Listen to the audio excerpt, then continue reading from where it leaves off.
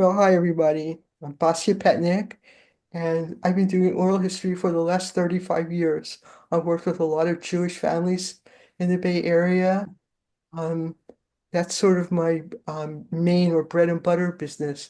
But I've also was an oral historian for the San Francisco uh, museum, library and museum of the performing arts. So I had a very strong career in interviewing people in symphony, ballet, and theater, and dance and theater.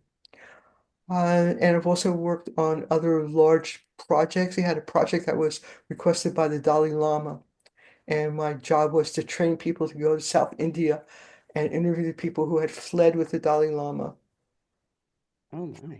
in Tibet and went to South India. So all kinds of oral history work. Today we're going to focus on how to combine oral history with your work in genealogy. So I'd like to start. I'd like to know who I'm talking to with. So I'd love to hear from each person, please. And if you could just say your name and again where you're from, where you are now, and then whether you have a project in progress or you're thinking about starting a, a project. If you have a project in progress, tell us just a little about it. We don't have time to go into that in at great length, but we can get an idea about what you're doing. So let's begin, and let me say some names here. So I'm going to start with Sarah Lee Meyer Christensen. Hi. I've been doing genealogy for about 50 years. Mhm. I started when my daughter was born, and she's a little over 50. My Zadie, may he rest in peace, had written the family history going back from himself to his grandparents, and because his wife had predeceased him, back to her grandparents, all in Warsaw, Poland. Ooh, okay. And my mother, oh, my first cousin actually had done an oral history uh, from him when he was an undergraduate, which goes back to reel tape recordings, which has been updated. Uh, my mother and her brother spoke with each other and recorded some of this. I have I hit a lot of brick walls on my family and started working on my husband's family. And for Okay, the last 20 years, I've been working on his family. right. Let me stop you. We will not have enough time for people to tell about their projects in depth right now. So if just letting us know that you are working on a project and succinctly what the project is about, that would be very helpful. It's very But interesting what you're doing, but we need. okay, I would like to have my daughter or husband or someone do an oral history on me, since I'm the oldest one in the family. That would be great. Have them get in touch with me and I'll help them. Okay. Who would like to be next?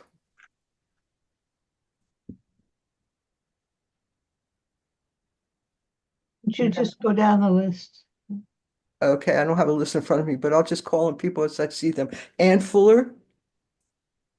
I do oral history for Oberlin Heritage Center, and I do genealogy. I'm a member of the San Francisco Bay Area JGS. So I do genealogy too, but those are sort of separate. I don't, I'm probably one of the older people in my family. So I've done some interviews, but basically I haven't really done too much in the genealogy area. It's more local history in Oberlin. What kind of oral history do you do? Well, there's people I'm interested in, but a lot of it's African American, and there have been a couple of artists that I have interviewed who've done local projects. But it all sort of has to be oriented around Oberlin history, and they're trying to incorporate more, groups that have been marginalized, at least lately, because so. I've been doing this for quite a while. Great. I'm glad you're here. All right. Stephanie. I'm in Los Angeles. I have interviewed with my step-grandfather. Three of my grandfathers I have never met. Two of them died before I came, and the other one was a divorce in around 1915, and I can't even figure out when he died. But anyway, so I've been doing genealogy for decades, but nothing systematic in terms of, I just once in a while talk to somebody. Great. Okay. Is this pronounced Jan Rudkin? Is that right? Jan or Jan? Madam Rudkin. All right. Um, Yeah, you're muted, Jan. Okay, sorry about that. okay. House is not working well. My husband Tom is here too. We've been doing genealogy since we married, pretty much. Oh, We've been fortunate enough, well, in his family anyway, there's a couple of people who have really been doing the genealogy, so we can trace at least one of, wow, at least two of his lines back to the American Revolution. And we haven't done, we've attempted to do a couple of decades ago, a little bit of oral history, and didn't really, we were just fumbling around trying to ask people to tell their stories that we weren't sure how much longer they were going to be around. And I'm very, very interested to hear all these people who are working on trying to expand the histories that exist into other communities, because our older folks are all gone, but is something that, as an anthropologist, that definitely appeals to me. very good. David Campbell? David, Good job. Yes, could you tell us, are you working on a project right now? I have a project that I want to work on. I haven't really started it. Okay. And And that's to research my grandfather's family history, the Wachowski's from Lodz, Poland. So that's what I'm interested in. sounds good. Brian? Are you there, Brian? Yes. So I have been working on my genealogy for 55 years, since I was 12. I Mhm. retired a year ago, and it's time to write up my maternal grandparents' side, as well as a history of their shtetl. And I did a lot of oral history when I was a teenager with grandparents and great uncles and aunts Mhm. who are still alive, who grew up in the shtetl. Great, thank you. Let's see, Susan and Stephen? Hello. Um, I've tried doing interviewing of my mother, who was very not interested in talking very much. So I have a couple of recordings of her stories. And I was lucky enough to have some cousins of my parents that I could talk to on the phone and get some stories from them, but not as much as I would like. Most of them are gone now. There's still one left. And so in terms of oral history, there's not a lot of people I can interview. And my husband did have one line he just traced back to the Mayflower and joined the Mayflower Society, but mostly they're all gone also. And so in terms of oral history, there's not a lot. He has one uncle that he could actually interview. And so it would be helpful to have pointers about that. Okay, thank you. Frida Roberts with us? Hi, can you hear me? Yeah. I um I have not done much oral history. I did a little bit with my mother before she passed away many years ago. I've been doing genealogy for about 25 years, but I am interested in the process. Um, what I'm doing is collecting things that other people have written Mhm. and done in their lives, and I've been incorporating that into my records. So I'm interested to hear what I should be doing if I was going to do the oral history. Okay, we're going to jump into it in just a minute. How about Beverly Weinstein? Have we heard from you? No. Beth? Yes, I've been doing just like the written genealogy and looking up things on ancestry and things like that for over 50 years. My dad, I interviewed him, but not the oral history, just like what did he remember about relatives. I got Mhm. names, but I have no stories to go with anything. So I'm interested in the oral history part. Okay, it's coming up soon. All right. Who else who has not spoken who would like to introduce, please? Prima. I have some questions about my husband's mother's family, Uh-huh. but the person that I want to interview is not politically in my camp, and so that's uh, touchy.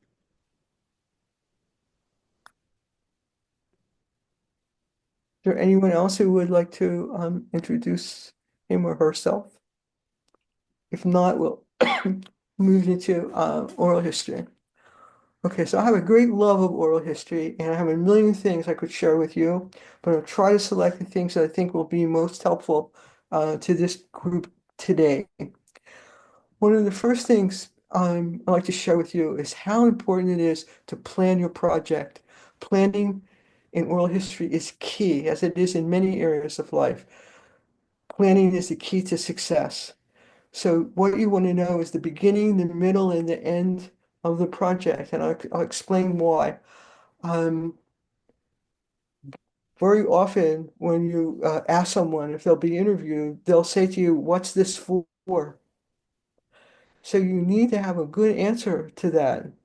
And it has to be a complete answer because otherwise you will run into trouble. If you say, if you haven't really thought it through all the what you're going to do at the end of the project, where the recordings or the written transcripts are going to go, and you say, for instance, and meaning it very honestly at that time, oh well, this is just for me, blah blah blah.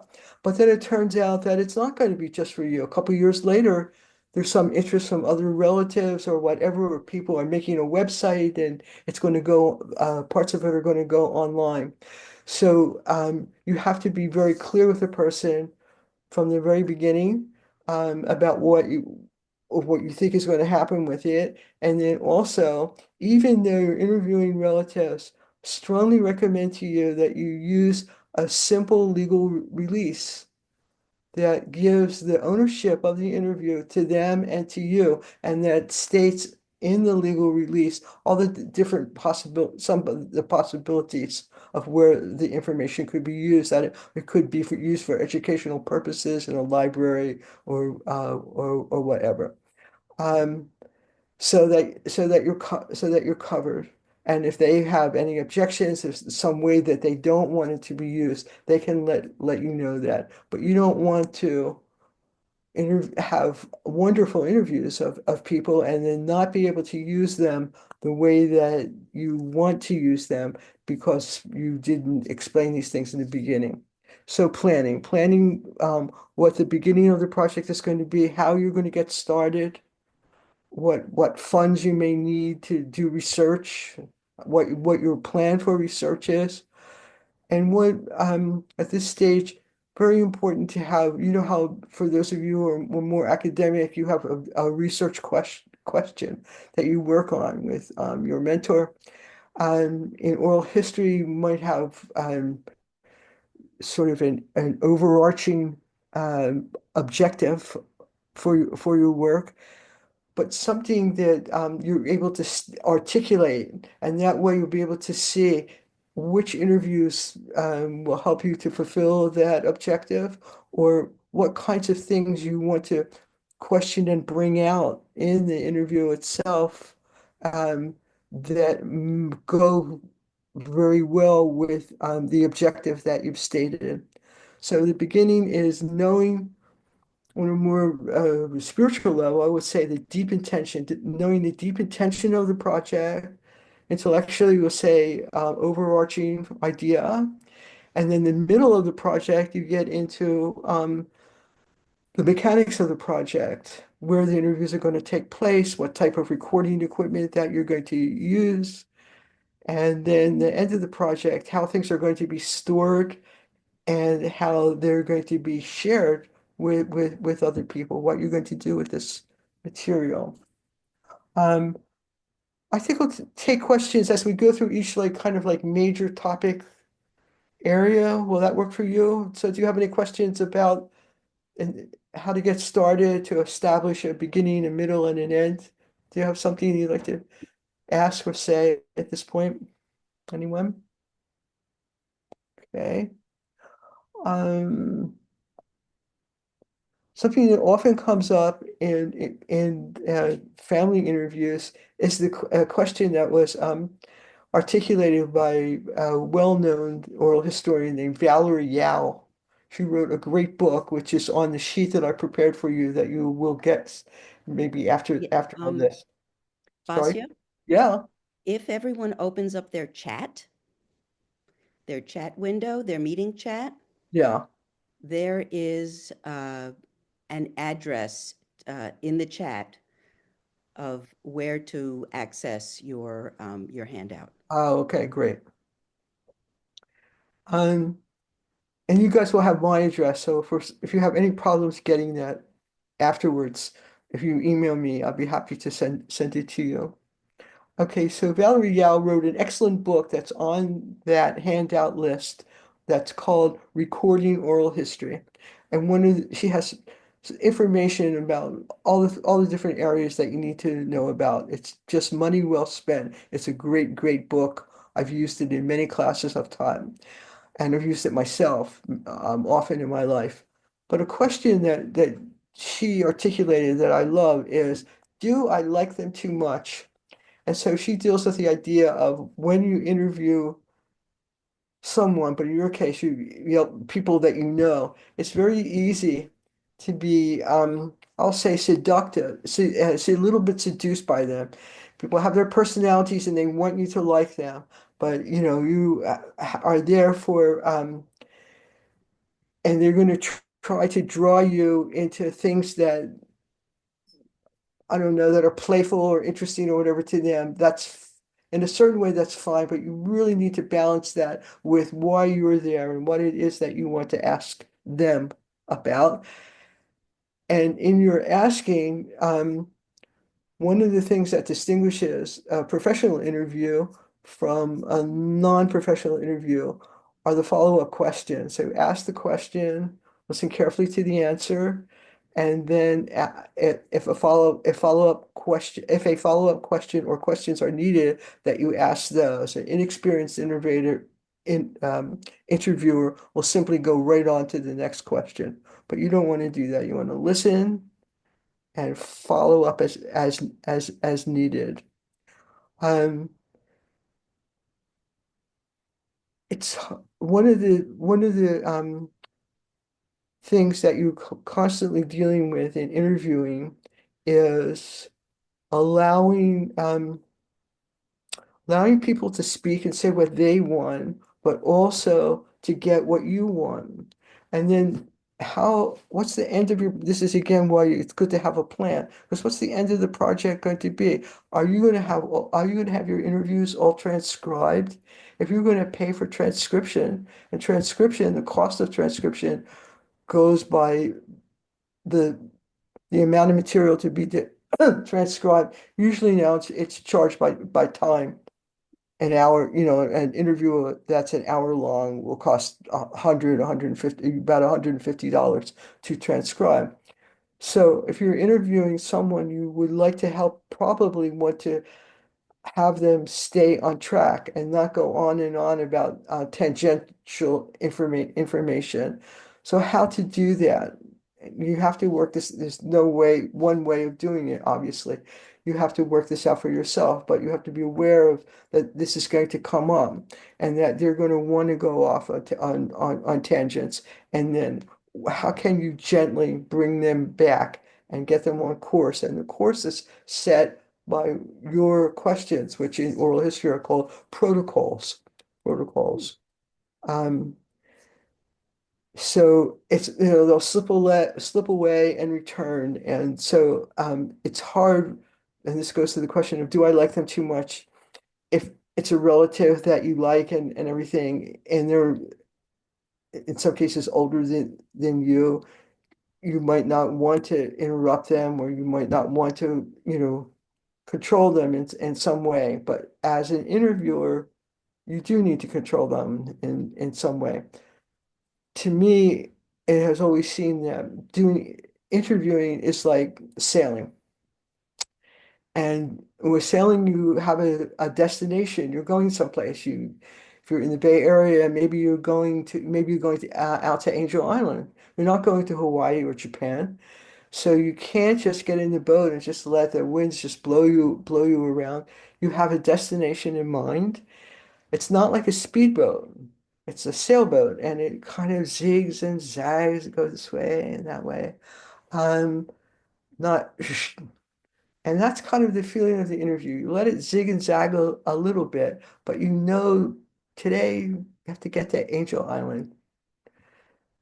So you steer it, I guess, is the best term I could use here. You guide and steer the interview.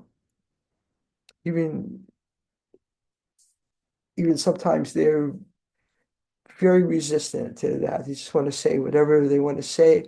A lot of people, not a lot of people, any number of people you will be interviewing have set stories that they have formed in their mind. And especially this is especially true of older people.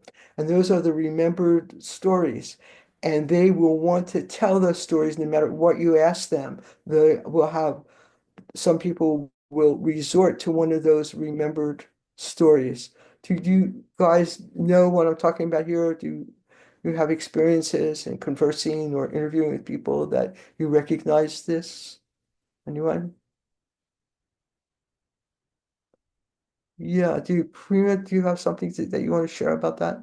Well, what did oh, I have a friend who, no matter what you ask her, eventually gets around to the fact that the place where she lived was in F. Scott Fitzgerald's book is West Egg and East Egg. She lived in Kings Point, which was on Long Island, which is what The Great Gatsby was written about. And she gets on to sailing. And she says, red lights and green lights are very meaningful in sailing. And so she doesn't know why so many literary critics focused on red lights and green lights when it was just directions for where The Great Gatsby needed to sail. Okay, well, thanks for that. But that's very much what I mean.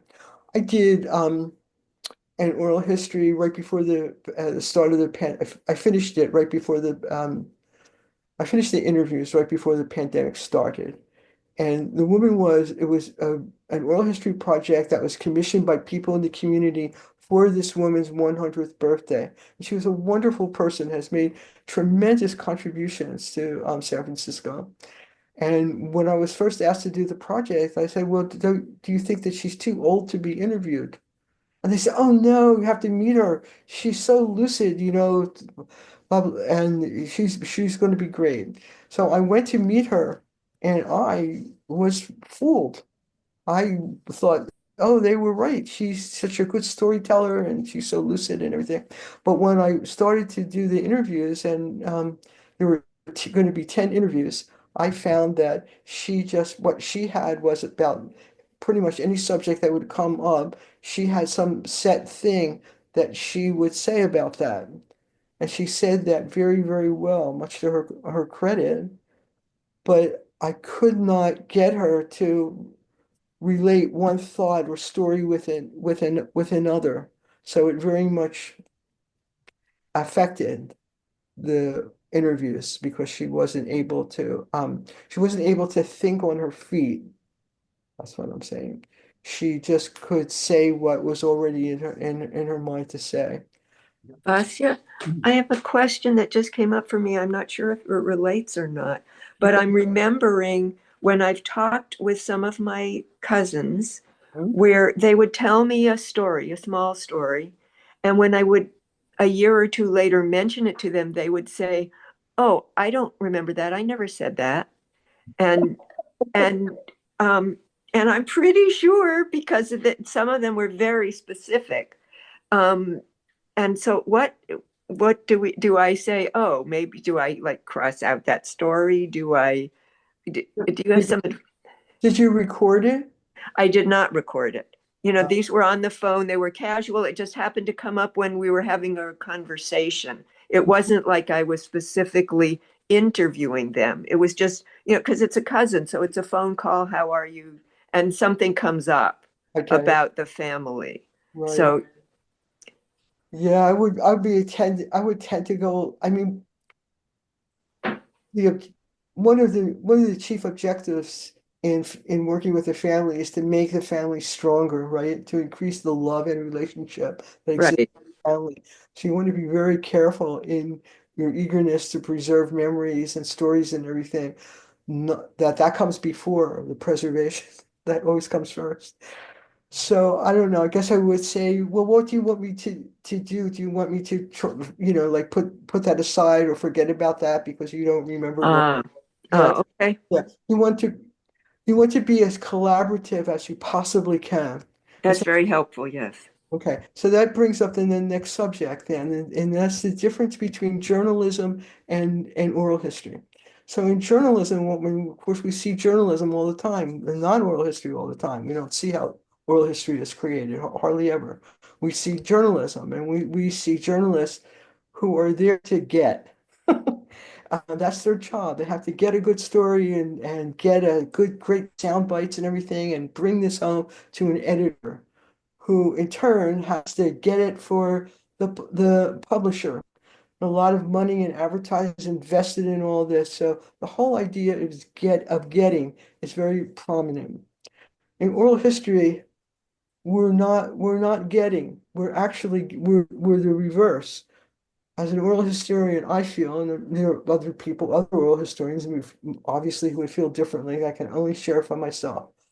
I'm there always to give. I'm there to give a platform for a person to say all that they have to say, what they have to say about the subject that I'm interviewing them, and to provide a safe place for them to do that. And that's why, again, it's important to have an understanding with them that is in that form that I mentioned to you, to have a legal release and everything, so to keep everything comfortable so that all times they know what this is for and as much and a lot about it to increase that level of comfort. If I'm working on a project in which there's going to be a book or something made, I tell them from the very beginning the truth. I will not publish one word that you do not, that you have not seen to, uh, that you have not seen. So what I do is I have a typist type up a transcript for me, then I go over it and straighten it out because it's always filled with false starts and habits of speech. Be someone who says very in every sentence or whatever it is. Um, and I just kind of I just do a light edit of it, but just make it so it's a little bit more readable. And then I give that to them to go over, and they have the right of revision. If they said there were 3 people at the party, such and such a date and place, and then they remember later, oh no, well, there were 5 people there. They can fill that in and fill in who was there. It's not important that they said on the initial date of the interview um, that there were 3. Uh, if they told a story about someone and then they thought, I should not have said that about him. He might be offended that I told this story. I want to take the story out and they want to cross it out. They mark it for deletion and you take it out. You do what they want to do. Again, you're not trying to get from them. You're trying to give them a safe place to convey this information. So you go over it very carefully, but I think it helps them to feel relaxed during the course of the interview, knowing I have a question. Is it helpful to give people a list of questions beforehand, or does that get them off track? Like then they're too set in their ways? well, that's a good question. There's two ways of thinking. For many, many years, I didn't give them the questions in advance. And still, actually, I don't like to give the questions, but some people do. And you have to play with it. It depends on who they are. It depends on what your questions are. If you're going to have very specific questions, if you're trying to getting certain facts for your genealogies and everything, it might be a good idea to give them the exact questions in advance because they might need to look things up. They might not have that information in their mind, or they may need to review it. So I would definitely give them, this is what I do now. I give people the broad topics that are going to come up on the interview so they can think about them in advance. And then if I'm going to question them about things that have a lot of dates and factual information, then I might give them give them those specific questions. Does that make sense to people? Is that right? Yes, thank you. Yes, yes, that's very helpful. Okay, good.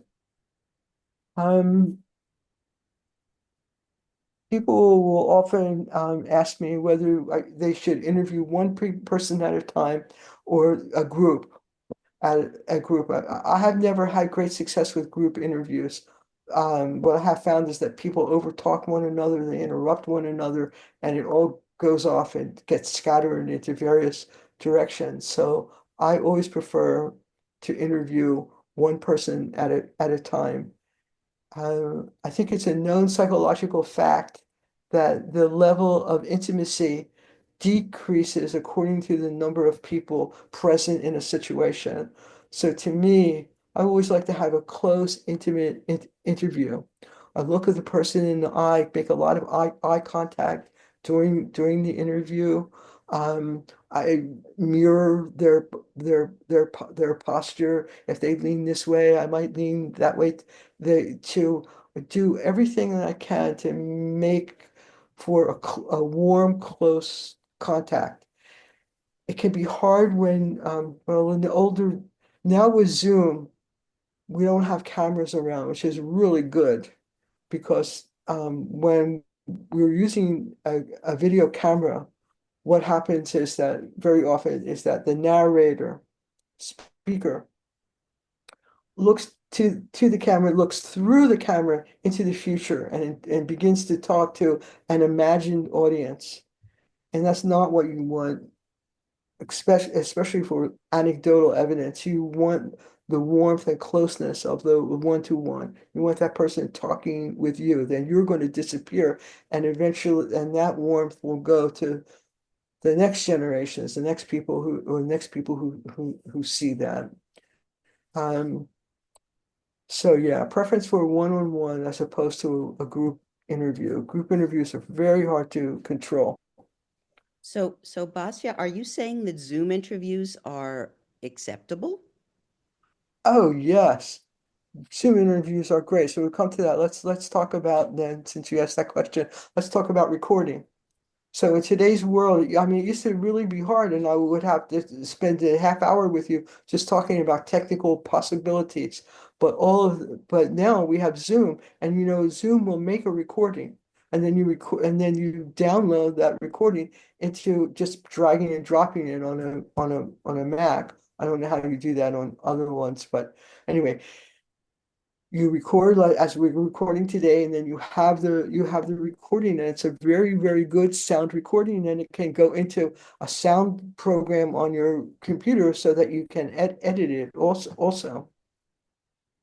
And the same with the video, you can edit it's an editable recording.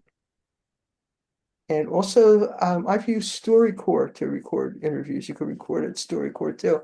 So that takes away, that solves the problem of having a lot of equipment.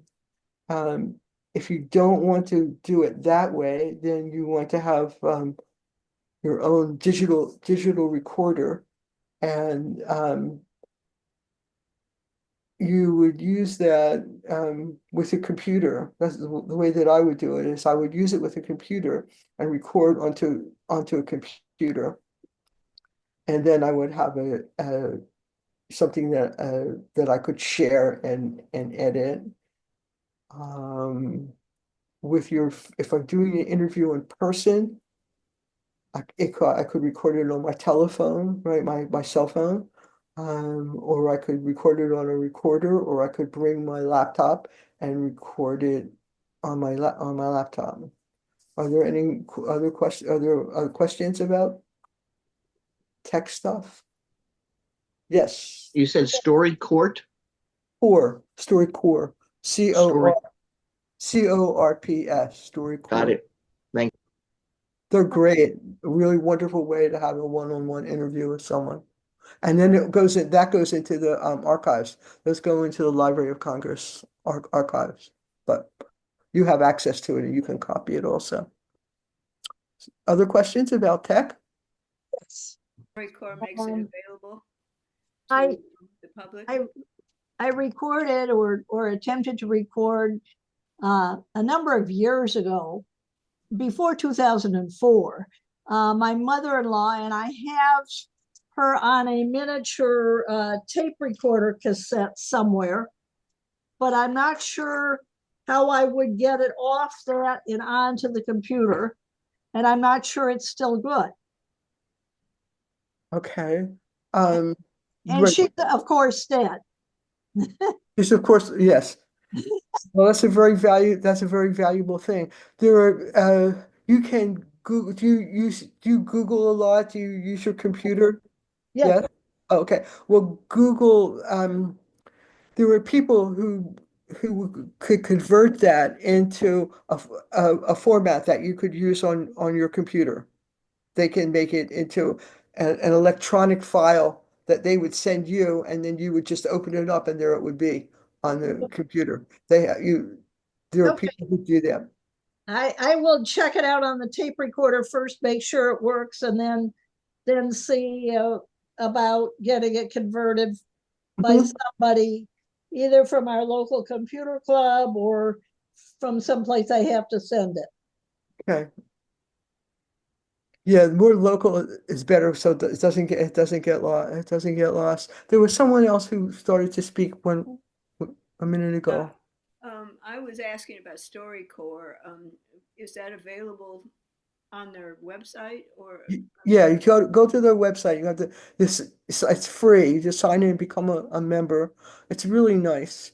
And then you can invite someone to do an interview, and you can see each other, and you can talk together, and it's just great. And then, as I said, that you can you can elect to have the interview go into the collection for the Library of Congress, which is nice. But I think that's an option. I think that you can say no to that if you want. But I haven't done it for a while now, so I'm not sure. But it'd be great to check it out. Are there any questions about Zoom? Is everybody used to using Zoom?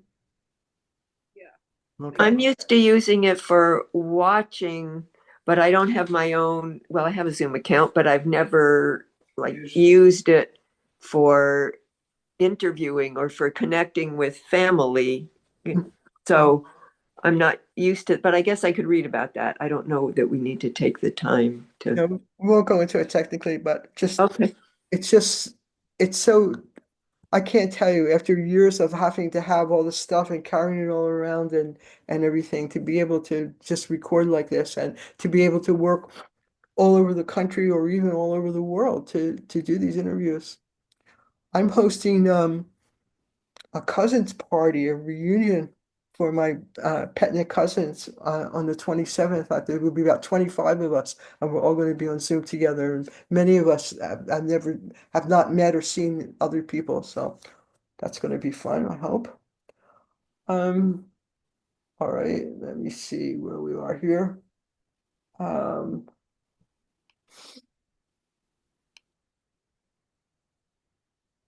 think the language of oral history is very important. People talk about capturing, excuse me, I have allergies today and my nose is itching. There we go.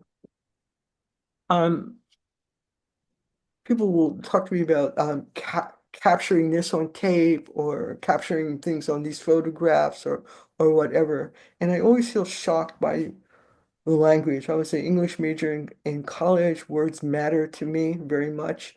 To me, capture is a military word. When I hear the word capture, I think of somebody who's chained to a chair with their head down.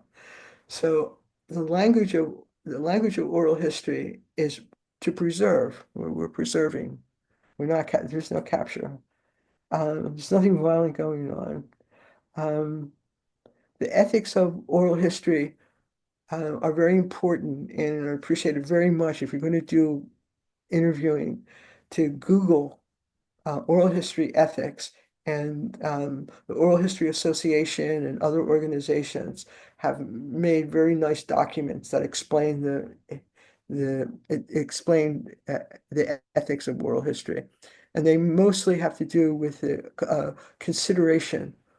careful consideration of the narrator, and they have behind it the idea that I've expressed to you that it's a gift. The narrator is giving you something very precious and wonderful, their memories. So all the consideration is for them. Um, Although you have rights, if you were promised that you could use this in certain ways, then you can, and you want to have that again in writing. Does the Oral History Association have sample releases for you to use? I don't recall if they do. But if you Google simple oral history, simple release, I think that you'll find what I'm talking about. Okay. You want something that gives it gives both you and the narrator equal rights in the ownership of the property of the interview. Facebook and oral history.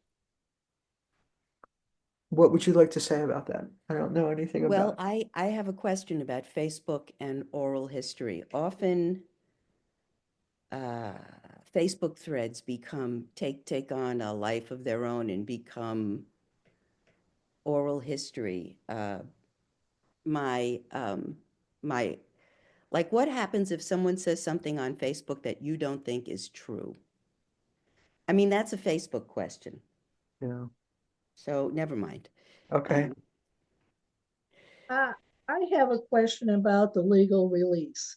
Would you do that for somebody like your spouse, your mother-in-law, your mother, your daughter?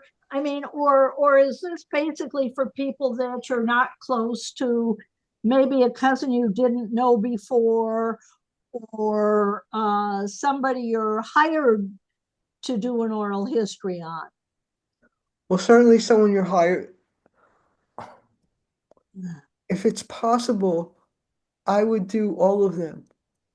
All the ones that you named, and you can joke around with your mother, your spouse, or whatever, and say, this is just a formality, but because then if you ever want to use that material or put it in a library or whatever, a university library will not accept anything in oral history if it doesn't have a legal release. And I don't know how I work with university libraries. I work with UC Berkeley. Um, I don't know how other libraries function, but I know that university libraries require a release. You can't go wrong in having the release. It's really a wonderful thing to have. You can only have regret that if you come upon the circumstance of wanting to use the interview in some way and you don't have the release. If you're putting it in a way you don't know what the next generations will want to do with it. Someone may want to write a book or they want this or that. So I would say keep it very lighthearted, keep the release very simple in its form, and have it rather than not have it. If you can get it, get it. Yeah. Okay. So I have what may be the next on your list, which is storage. Storage How, and sharing. okay. If you What would you have a like? release, where do you store it?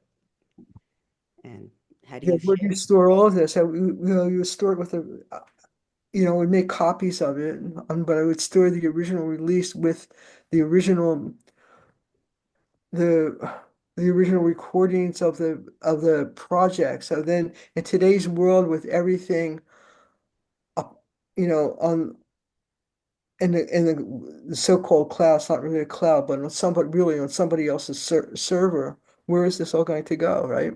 Right. Right. So I guess you think. I, I work with museums and universities and museums and everything, so they all have their own servers. So the work that I do goes Hmm. that with for my clients, in my family interviews, when I when I'm finished, I make them a book, a very beautiful book, but then I give them the interviews that I've recorded on a thumb drive, Mm-hmm. and so they get them on a thumb drive so they could use that in a computer. Now, whether, you know, because technology keeps changing and it's always a problem then how it can be transferred to the next level of technology, next forms of technology. But for now, that's the best that we have. So flash drive. If you want a physical form, I keep it for them for so many years on my computer, so I have it electronically. I will copy it to a hard drive that I keep. I have a special storage for my clients, and but I also copy it for them onto the thumb drive. That's the best that I can do Who are your clients? for my clients. For my family histories, Mm-hmm. well, I belong to Temple Emmanuel in San Francisco, and it's a big congregation of about 2,000 people. So I know a lot of people there. I've been a member for a long time, 30 years or so. So I know a lot of my clients have come to me from Temple Emmanuel, and because of my work with San Francisco Ballet and the performing arts work I've done, then people will say, "Oh, well, do you do this for families also?" And then they commission, we meet and they commission me, uh, things like that. So it's all word of mouth. I have never advertised anywhere. I have a website, and my website address is on the handout that I made for you, and you'll see some of the projects I did. Um, and I just have never advertised. I just let it be word of mouth, so that way I have some kind of connection to the people who come to me. But everybody does it in a different way. Some people have advertised very, very heavily. Oh, and also I taught for 8 years with a professor of dance history from Rutgers University, and we advertised our workshop all over the world. So I met a lot of people that way also. Mm-hmm. Right.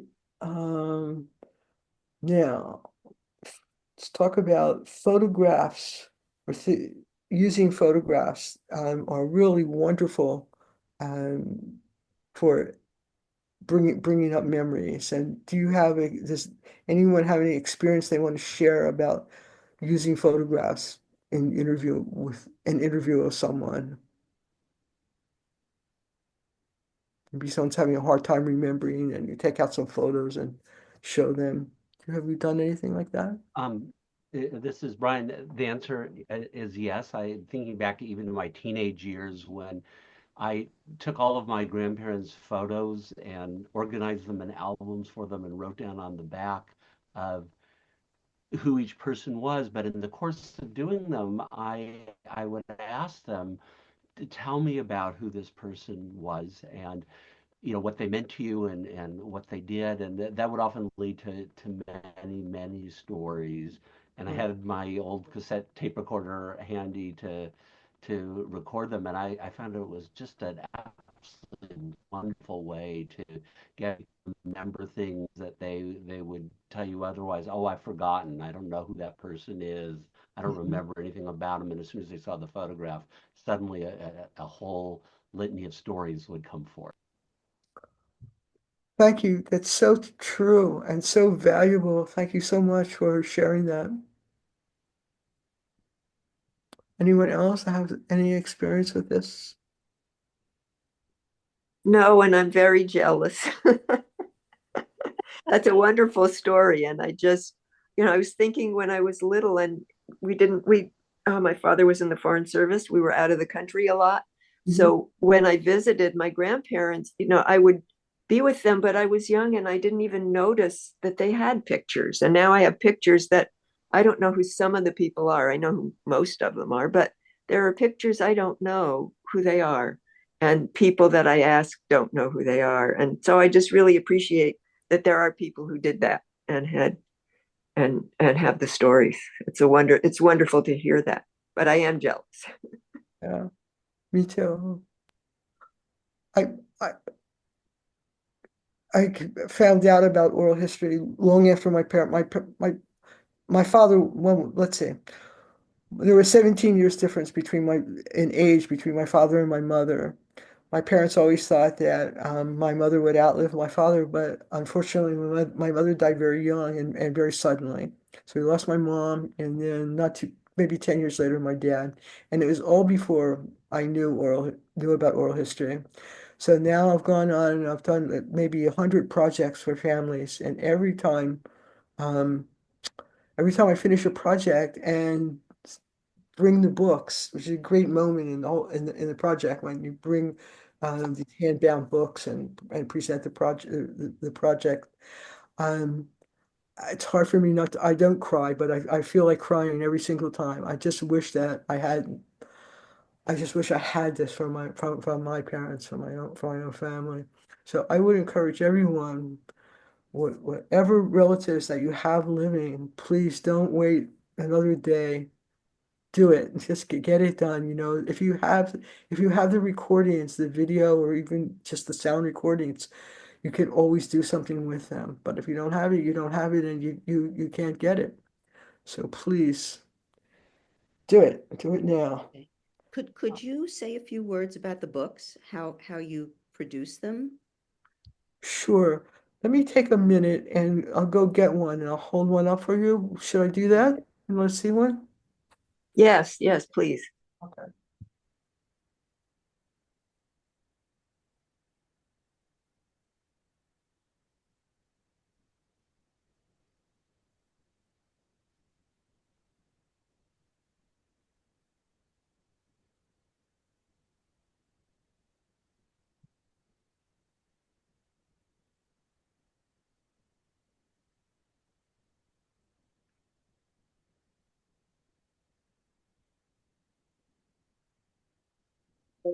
Back in. Okay. All right. Um, I want to tell you a personal story before I show these. I was working in a law firm, and one day I climbed up a ladder to get a book in property law. And when I touched this book, I had a vision. I never had a vision before in my life, and I haven't had one since. But I had a vision of myself interviewing people, and the words going onto paper, and the paper flying across the air, and becoming the pages of very beautiful books. So coming from that, when I first started to do this work, I would say to myself and to my friends, I want to make these books, but the books have to be very beautiful. I saw these books and they were very beautiful. So I've put a lot of energy into the aesthetics of my work because that's what I saw in the vision, and I have a feeling of wanting to be true to what was sort of given to me to see. So this is one. Can you see this, people? Let me see if I can. tilt this better. Okay, see this book? Yeah. The spine. Oh. And then, let's see, open it has, this is a very beautiful like, Japanese paper, cloth, Mm-hmm. and they're hand bound. And then I hire a layout artist. I do the layout, the basic design myself, but then I hire someone to do the execution of it so that let me find page with printing. This is nice. So here, this would be a page in a book of mine. Can you see? Mm-hmm.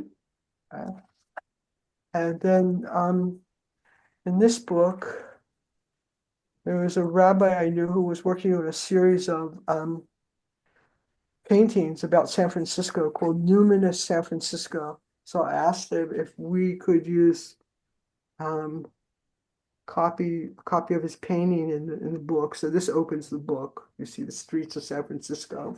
Mm-hmm. And it closes with this wonderful sort of sunsetty picture.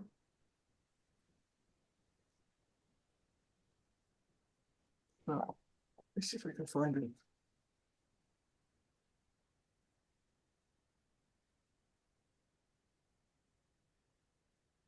Oh yeah, I love that stuff.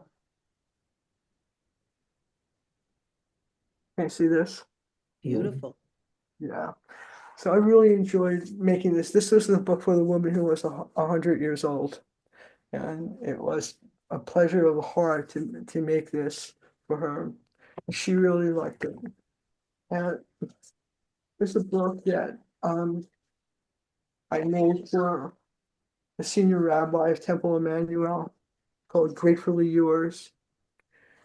Mm-hmm. And let's see, has a different aesthetics. Each Beautiful end papers.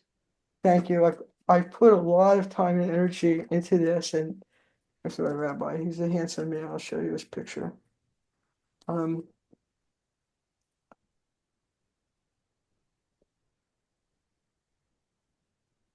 I guess it would have been better if I don't know. I've just put a lot. It was important. The aesthetics were very important to me, so I put a lot into them. But not everyone wants to do that.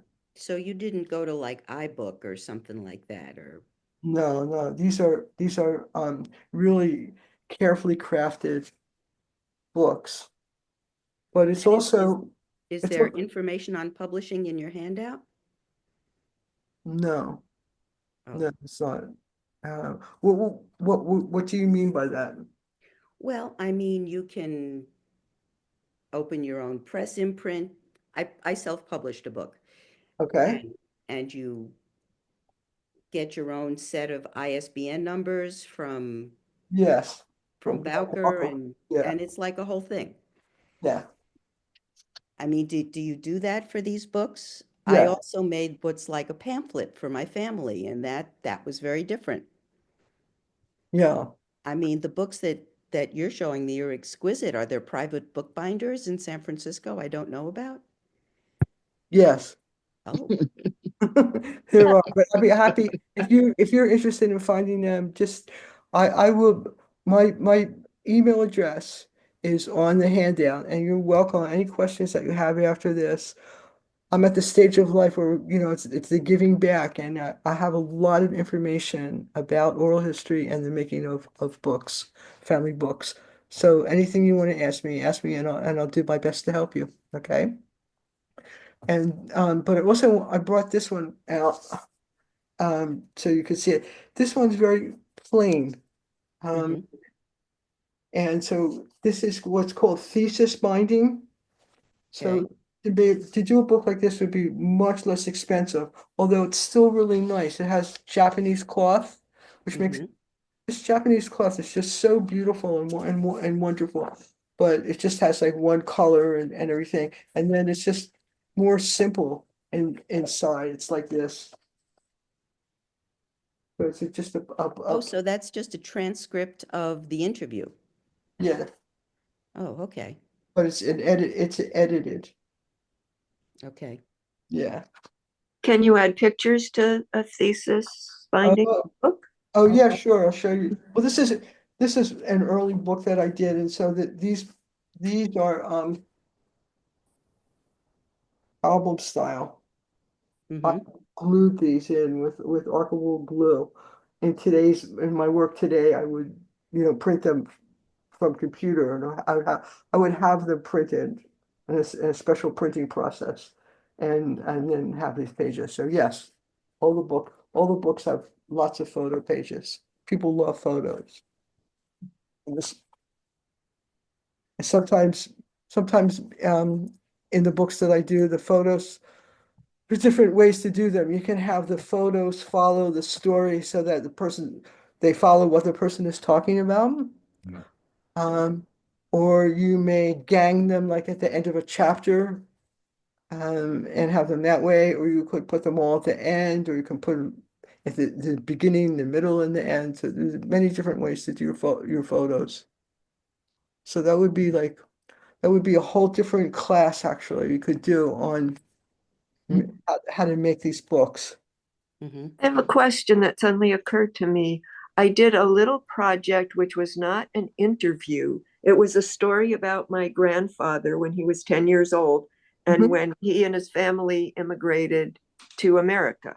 I did it Yeah. for my 10-year-old great grandnephew. Mhm. And so I put it like each little chapter, there were about 9 chapters, and I got pictures of things like the ship and the Statue of Liberty that he would see when he came, and they were, what's the word I want, public domain pictures, and I just put them in PDFs. And I put them in emails, like each chapter Mhm. was an email. Do you think that would work for this kind of oral history for like maybe a young person rather than some kind of book like that for a young person that it might not, they wouldn't need something like that? Yeah, I'm so glad that you brought this up and said all that. Yes, no, that's a very good idea. The binding of the project or the final product should be should be relevant to the whole project itself and who it's for and everything. So yes, and also to the budget of the project. The books that I just showed you are very, very expensive, and not everybody wants to go that route. So yeah. So that would be great for a project for an older person that didn't have that kind of budget. You might do something like that. Yeah. Thank you. So What? we have this. My husband is from a very, very, very large family, and I'm sorry, it's showing up backwards, which I've noticed before. It is a book that several of the cousins worked on for a long time. I can't see. Are Family. Wait, you wait, wait. showing it? Let me spotlight you, Jan. Hold on. Okay. And replace spotlight. I think that'll work. There. There we go. Oh, that's nice. Let's see. Hold it up again, please. Oh, beautiful. Beautiful. Beautiful. So it's just the genealogy and a few stories and pictures. Mhm. Oh my God. Very nice. And what we did was we found a publisher who was willing to publish it. We found a book designer who was willing to take the data. So we had, obviously the genealogy was all in a computer. Mhm. Mm-hmm. And so we exported the data and we gave her scanned the pictures and gave them to her and told her where they went and the stories that went with them.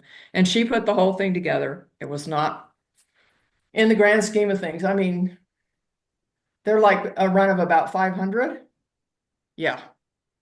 At least.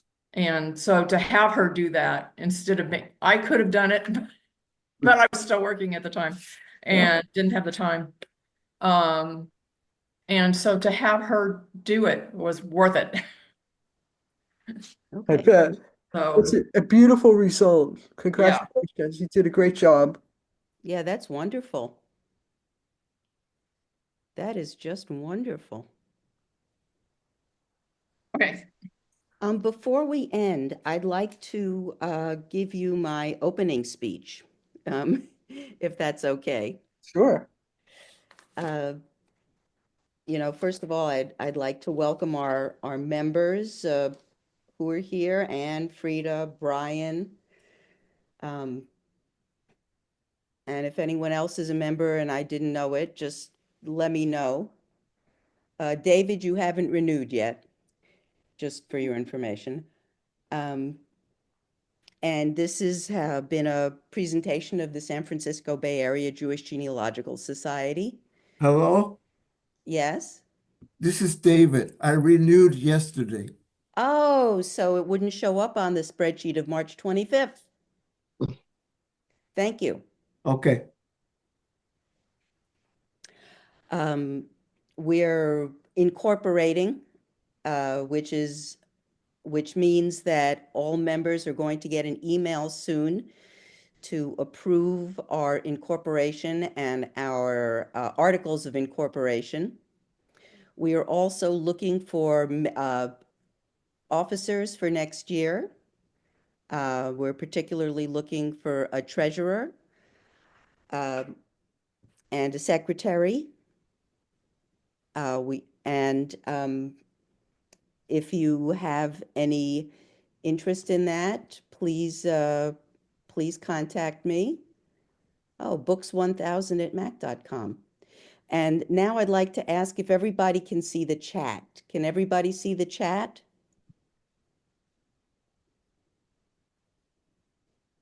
Because that has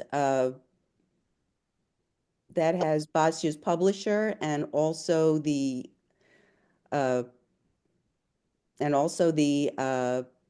address of the handout. There are two addresses, and I assume they're both the same. They They are the look the same. same. Okay. And it's one page, Basya. It seems like it's one page. Well, The what? handout. Is that Yeah, it's a one page. Yes, that's right. okay? One page, I yeah. just wanted to make sure I got the whole thing. Thank you. And that's your email address. Yeah, no, I'm putting also my website in. Okay. That's Oh, on the Books handout too. 1000 isn't your Oh, okay, great. If you publisher? get the handout, then you'll have Yeah. Okay. everything. Okay. All right. Are there some more questions? We've left a lot of time for questions. Do you have more questions? Okay, let me spotlight Batya again. It's just me asking for questions. There was someone. There. Here we go. I'm back. Are there more questions? Jan, if you're muted, so. No. I'll say a little more about interview technique that might help. What I usually do is I make a light conversation with the person, when I'm first there, and I'm setting up or getting ready, or even if we're online together, I kind of like chat with them, and then I'll say, I'll ask, "Are you ready to start the interview? Can we admit this person? Did somebody just show up late?" Yeah, she was here before, and Okay. there she is again. And then the same thing with the questions. I usually start with the lighter and easier questions. And as I said before, keeping eye contact, smiling, nodding, but not overreacting. Because otherwise, what I've discovered is that everything that you do and everything that you say kind of steers the narrator. And you want them to be themselves and not be kind of playing to an audience. So it's kind of a trick of how to be natural and relaxed, but not too effusive, because then that will steer them in certain directions. You'll see once you start interviewing people, you'll see for yourself how that works. And then at the end, after we end, what I've discovered is that people will often say, like after the interview's over, they'll tell one of their best stories. So I will usually say, well, I'll make an end to it, but I won't stop the recording. I'll let the recording run. And then if they tell an interesting story that I would like to keep, I'll say, oh, this was on. I left this on. And I just recorded that. Is that okay? Or do you want me to erase that part? And they'll tell you, oh, no, that's okay. So then you have the good story. Because I don't know why they tell the best story after you turn off the recording, but That's very funny. people do that. I do have a question. How did you get into starting to do this? You were working at a law firm. Did you actually, because you had that vision, is that what made you start to do that for the interviewing? Yeah, well, I had started, I didn't say was that I have a background as a journalist. I was a freelance writer, and so and I loved doing interviews for the articles I wrote, and I enjoyed interview research, anecdotal research, more than document research. So I interviewed a lot of people for it. So I had a background in interviewing, and I was pretty good at interviewing people in the law firm for the cases that we were working on.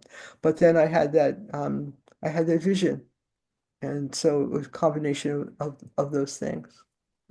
My first original my book business now is called Books and Lives, but originally it was called Interviews. This is your story. So interviews has always been the key thing for me. Thank you. And what I didn't say is about practicing. And before just pick a friend or someone in your family and say, I'm teaching myself how to interview. May I interview you? And people are always glad and sort of flattered to be asked, or almost always. And so get to know whatever equipment that you're going to use and practice the interview and make mental notes about what happens. And then when the interview's over, really sit down quietly and note what happened, what you experienced happened. What I used to do or still do, like if I go to someone's house and interview them, then when I leave, I'll sit in my car or someplace quiet and I write interview notes, and that's how I teach myself. The other way that I teach myself is to do an audio. Well, if I transcribe the transcript myself, then I think, why did I say that? Why did I ask that? You see some of the mistakes that you make, or why did I cut that off? I should have let that go on longer. Um, so that kind of thing, self-critiquing is very, very useful because there's no one who's going to be present there at the interview to teach you. You're the only one who can teach yourself from your experience of doing it. That's what I'm saying. Is there anything else that would help? If I could just add a comment, because your suggestions for doing the oral interviews are so helpful. I'm a physician, and not only do I use oral interviews, obviously, as an integral part of my professional life, but I also teach medical students, and I'm just impressed with how many of the comments that you've made can be so helpful in other aspects and in other professions, and are Oh, really, really important. I never had anybody formally teach me in the way you have, but just over the years developed some of the same ideas that you've articulated. So thank you very much. oh, you're welcome. Thank you for saying that. I'm so glad that it was helpful to you. Are there some specific things that you could share that things that I talked about that I use in oral history that resonated with your work in medicine? Well, certainly in terms of helping to direct the person to obtain the information that one needs to as a physician, but also at the same time letting them tell their stories and talk about what's important to them, because both are very, very important. Mhm. Um, I think in the work as a physician.